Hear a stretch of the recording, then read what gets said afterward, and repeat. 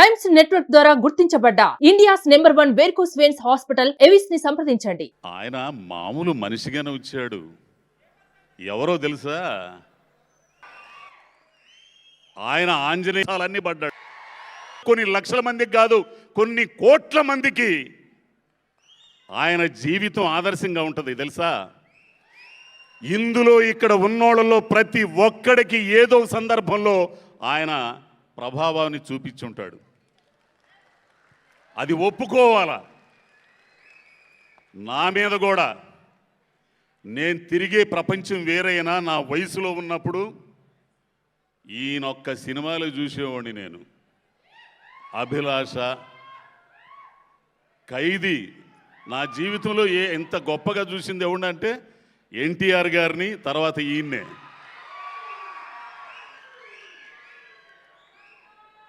అయితే ఆయన ఈ స్థాయికి రావడానికి ఆయన ప్రయాణం ఉందే, దాన్ని గుర్తు చేసుకోవాలి మనం. ఎన్ని ఆవేదనల రాత్రులు,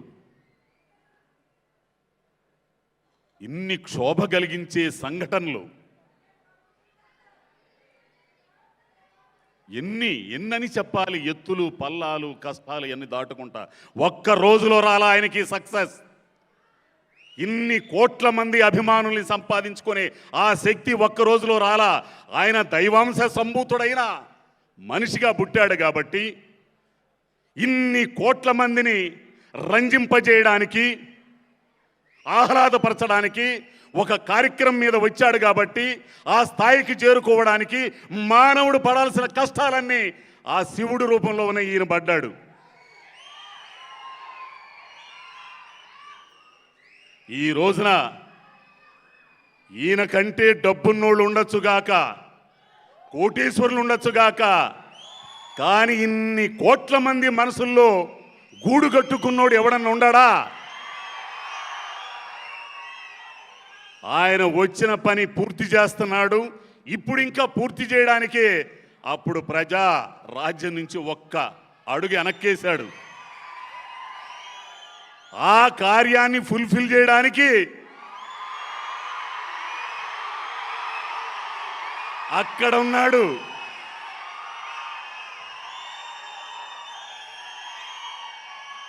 నువ్వింకా ఇన్ని కోట్ల మందిని రంజింపజేయాలి, వినోదపరచాలి, వాళ్ళకి ఆదర్శంగా ఉండాలి అనే ఉద్దేశంతోనే ఆ కార్యాన్ని ఆయన భుజానేసుకున్నాడు. ఎంత కష్టపడ్డాడో, ఎంత చెమటోడ్చాడో. కోట్లు సంపాదించే అవకాశం ఉన్న తృణప్రాయంగా వదిలిపెట్టి ఎవరి కోసం వచ్చాడు? మన కోసం. అయితే ఒక్క నిమిషం, ఒక్క నిమిషం రా బాబు, ఒక్క నిమిషం.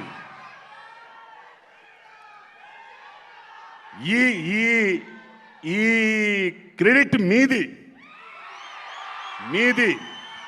ఒక మనిషి మీద ఉన్న అభిమానం, మెగా స్టార్స్ మీద ఉన్న అభిమానం వేరే రూపంలో ఒక 5 కోట్ల మంది జనం అంధకారంలోకి వెళ్లకుండా, అడుక్కు తినకుండా కాపాడింది. వలస పోకుండా కాపాడింది మీ అభిమానమే. ఒక మనిషి మీద ఉన్న అభిమానం, 2 అన్నదమ్ముల మీద ఉన్న అభిమానం, ఓటు అనే రూపంలో, మీ అభిమానం ఓటు అనే రూపంలో ఒక రాష్ట్రాన్ని కాపాడింది. ఆ ఘనత మీది.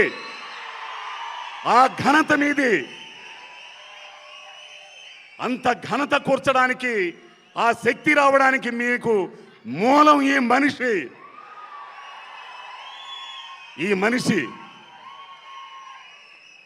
చేరుకోవలసిన స్థాయిని చేరుకున్న తర్వాత తనని ఈ స్థాయిలో పెట్టిన జనం కోసం ఎన్ని కార్యక్రమాలు చేస్తున్నాడో నేను చెప్పాల్సిన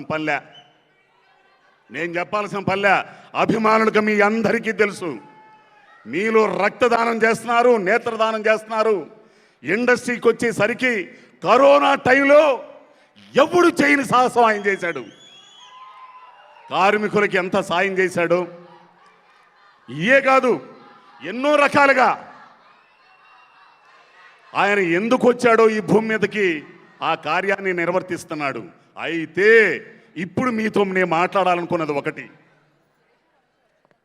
ఒక మనిషి జీవితాన్ని మనం ఖచ్చితంగా ఆదర్శంగా తీసుకోవాలి.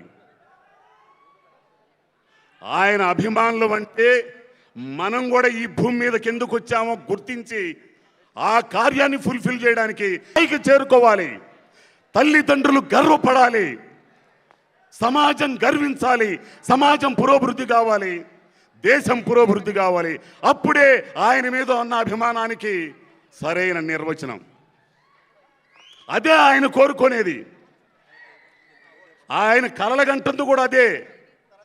నా అభిమానులంటే చిరంజీవి అనే కొణిదెల శివశంకర ప్రసాద్ అనే వ్యక్తి కోరుకునేది, ఆయన అభిమానించే అభిమానులుగా కోరుకునేది మీరు కూడా ఆ స్థాయికి చేరాలని, ఆయన ప్రారంభించిన కార్యాలని ముందుకు తీసుకెళ్లాలని. కాబట్టి ఈ సందర్భంగా గౌరవనీయులైన చిరంజీవి గారికి, ఆ శివుడికి, శివస్వరూపానికి పుట్టినరోజు శుభాకాంక్షలు. మీ అందరికి కూడా శుభాకాంక్షలు. రామ్ చరణ్ గారి బర్త్డేకి రాలేకపోయా, ఎందుకంటే రామ్ చరణ్ గారితో ఉన్న నాకు అనుబంధం వేరు. ఆ పిల్లోడు నిజంగా చిరంజీవి గారిని ఒక్కసారే నేను చూసింది, అది రంగస్థలం షూటింగ్లో. ఈ అనుభవాన్ని మీతో పంచుకుంటా నేను. ఆయన వచ్చాడు సెట్కి, అందరూ ఆయన చుట్టూ జారుతున్నారు, మనకెందుకు వచ్చిన గొడవలేగా ఆయన అని నేను పక్క వెళ్ళిపోయా.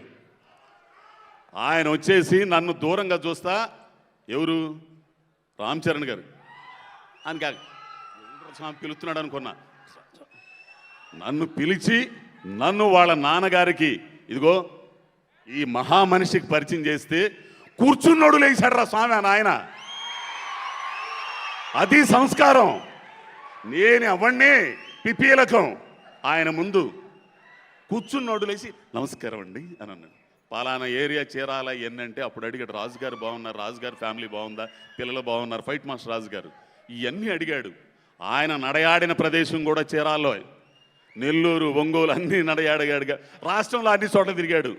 సో ఈ కార్యానికి అప్పుడు ఆ పుట్టినరోజుకి నేను రాలేకపోయాను. స్వామినాయుడు గారికి నా మీద ఏదో కొంచెం అభిమానం, రావాలని నాకు అప్పుడేదో కుదరలా. ఇప్పుడు కూడా స్వామినాయుడు గారు ఎంతో ఇదిగా లేదండి నేను వస్తున్నానండి అని వచ్చాను. ముఖ్యంగా స్వామినాయుడు గారికి అభిమానులకి వీళ్ళందరూ కూడా పెద్దలందరూ ఉన్నారు, వాళ్ళందరూ కూడా పేరు పేరున కృతజ్ఞతలండి. థ్యాంక్ యూ అండి. సుమన్ టీవీలో మీ పర్సనల్ అండ్ బిజినెస్ ప్రమోషన్స్ కోసం కింది నెంబర్కి కాంటాక్ట్ చేయండి.